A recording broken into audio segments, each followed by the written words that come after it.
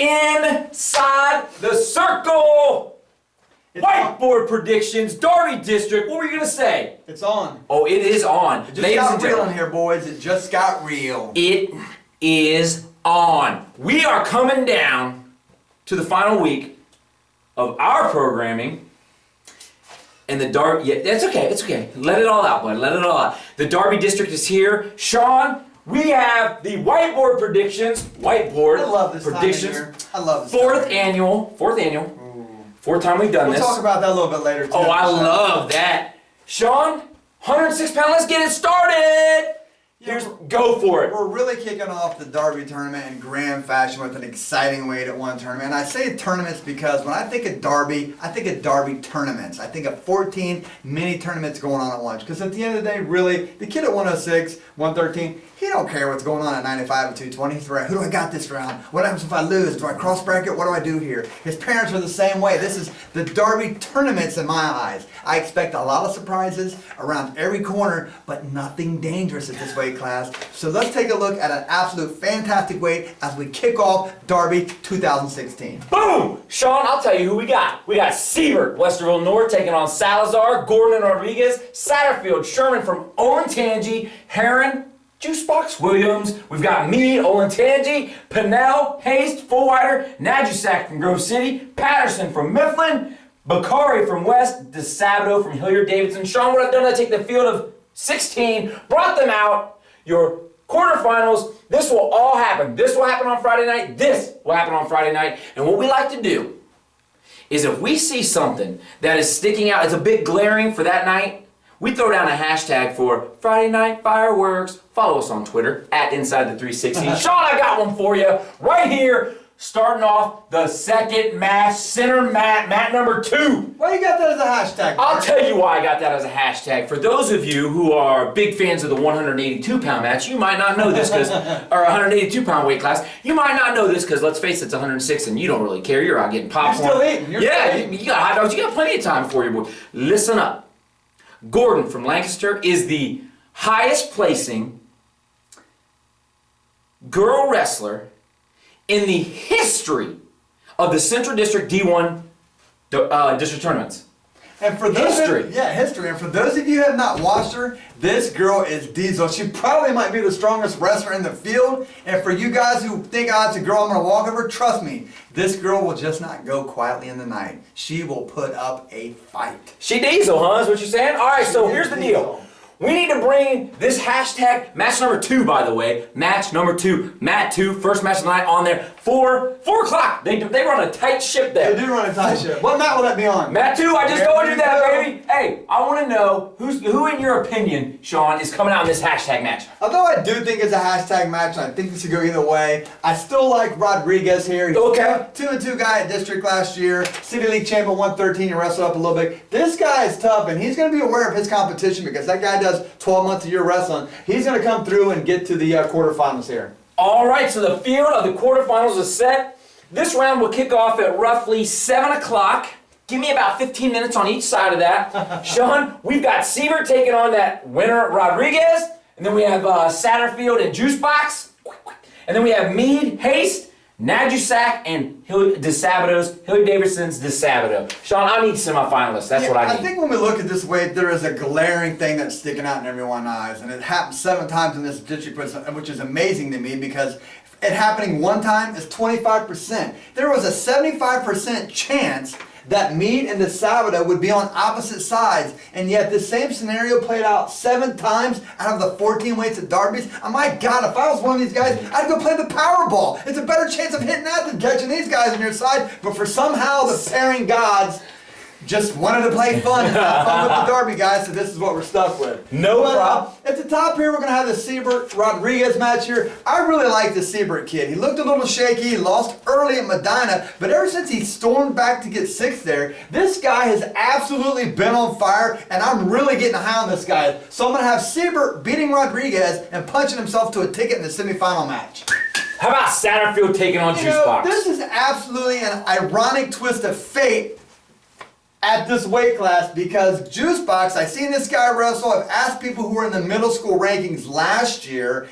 I said, some guy I want to compare him to is Jacob Satterfield. Compare him to Jacob Satterfield. When I ever asked anyone about Juicebox, I always said, where do you think he fits with Satterfield? And ironically, here they are meeting. That is a hashtag match if I've ever seen one in the quarterfinals of this round. I thought about this. Satterfield's the guy that everyone was talking about coming in. I think, he's a big guy, starting to struggle with weight a little bit. Juicebox is a guy who's really a big move, phenomenal middle school wrestler, kind of honing his skills down to work on the little things. And this match, I've been on this guy for a while. I'm not getting off him now. Juicebox Williams punches his ticket, and he gets into the semifinals here. He's a juice box hero. With stars in his eyes. Boom! We got juice box there. Sean, we've got a match waiting to happen. Talk to me. Down at the bottom here, this really is no surprise to anyone. I mean, these guys are clearly the class of the district and maybe even the class of the state, which we'll find out in a week.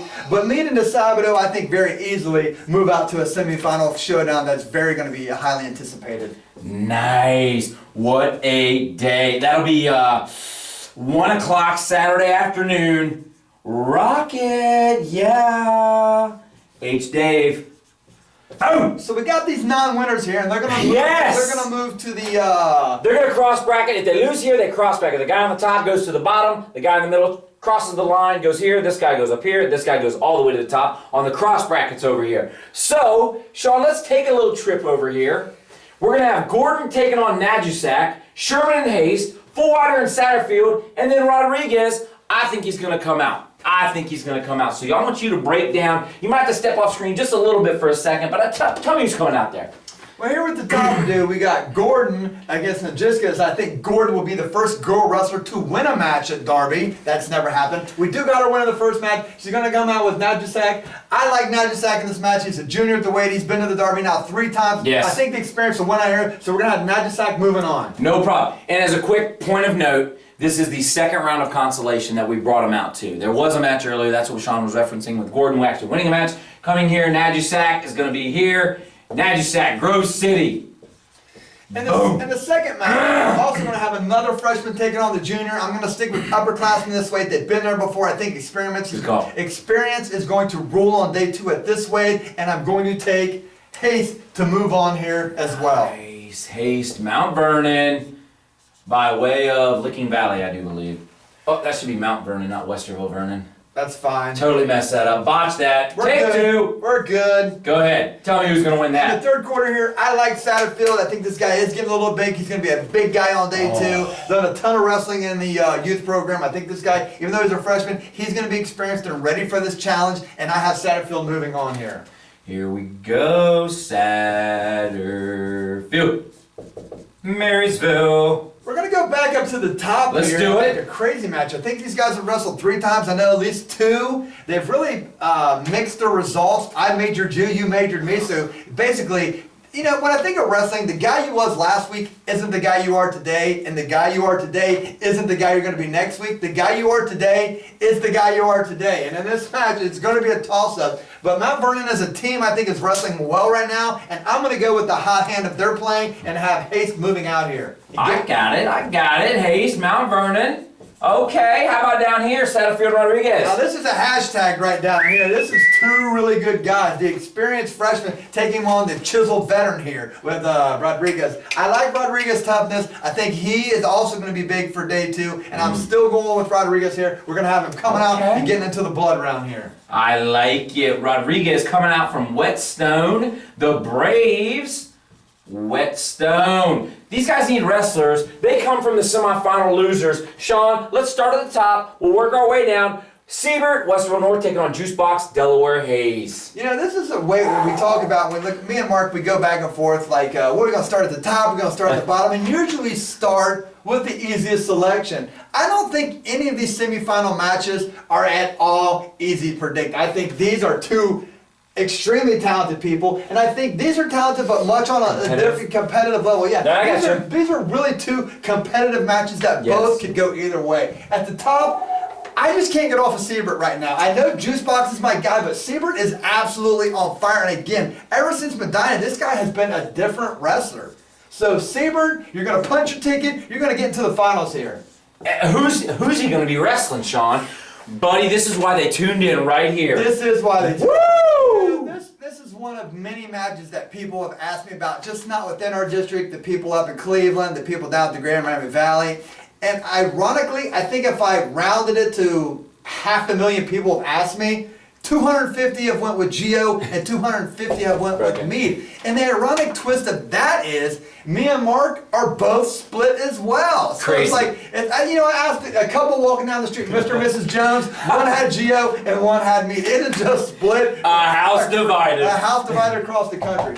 But in this way, I had in my mind from the beginning of the season when I heard this guy was going to be this way, that he was my pick. I'm not going to get off of him now, and I'm taking Bracken Meade. I think he's just the forgotten wrestler, the unappreciated wrestler of our district. I think when he got second last year, it kind of was tainted because of the Donathan not making weight. Even they were on opposite sides, it never wouldn't have mattered. And then Meade went out to Fargo and became an All-American there that I think people forget about as well. I think that 1 year of difference in age could be the difference in this match, and they're both going to be extremely large 6-pounders. It's just unfortunate that they have to meet in this round and somebody has to move on and somebody can't. So I'm going Bracken Meade with that 1 year more of experience to pull out an incredible match that I'm sure all eyes in the gym will be on. Oh, most certainly. So DeSabato is going to drop down here. DeSabato. H. Dave. He'll have Rodriguez. And then up top we'll have Juice Box. Juice Box taking on Haste. Sean, we need some 3rd and 4th place finishers here. We need some. This is the great round. By the way, this is the greatest round of wrestling. What's our theme here? Closest to home. Weight. I don't know. This guy never gets the theme. We have no theme. This is the first weight class. We do have a theme. What's the easiest selection? Yes. That's the theme. S-Pen 1945, please come on down. I could use you for the next 13 weight classes. Let's go. No one's going against DeSabato here. This guy's ranked second in the state and a deserving second in the state. DeSabato here, for as great as Rodriguez season had and for as much effort he's going to give, I think Gio's just a step above him. Right? He's more than a step above him. He's a couple steps above him. And, Gio DeSabato is going to get out here. Rodriguez is going to drop down to the 5th place match. Right on. Who's up top, here? This is another one that could go either way. We're going freshman, junior, I think freshman, senior. I think his brother. Freshman, senior. Okay. Senior, he's the only senior in the weight class. Woo! So is that senior leadership going to come through here, or is the upstart freshman that is a wrestling fanatic going to pull it out? Bright lights. Are they going to blind him? They are not going to They are blind not. him. Juice Box is going to win the match, punch his ticket to the shot, and probably not go to sleep for 3 days. Get some rest, kid. Juice Box. Hayes is going to drop down to wrestle Rodriguez for the alternate spot. Sean, we need winners. We need winners here, Sean. Start at 5th, go to 3rd, go to championship. Although Rodriguez came up short on his goal of getting the shot, I still think he's going to get the alternate spot. All right. Rodriguez, how about 3rd place? Maybe only one person in the state that I think is capable of beating Meade. He's not in this match, so Gio DeSabato is an obvious choice. Obviously, I use that word twice. I've been trying to fit that in a sentence for a week. DeSabato, how about this one? It's not. It's all Meade. At this point, the championship was decided in the semifinal of this weight class. It's Meade, and I just don't see anyone beating him if he's able to get past DeSabato, which I think he will. Well, there's your 106-pound breakdown. 106-pound breakdown. We have Meade as your champion, Siebert as your runner-up, DeSabato getting 3rd, Juice Box Williams getting 4th. All those are state qualifiers. We have a Rodriguez from Whetstone as your alternate with Haste from Mount Vernon. And now you are inside the circle.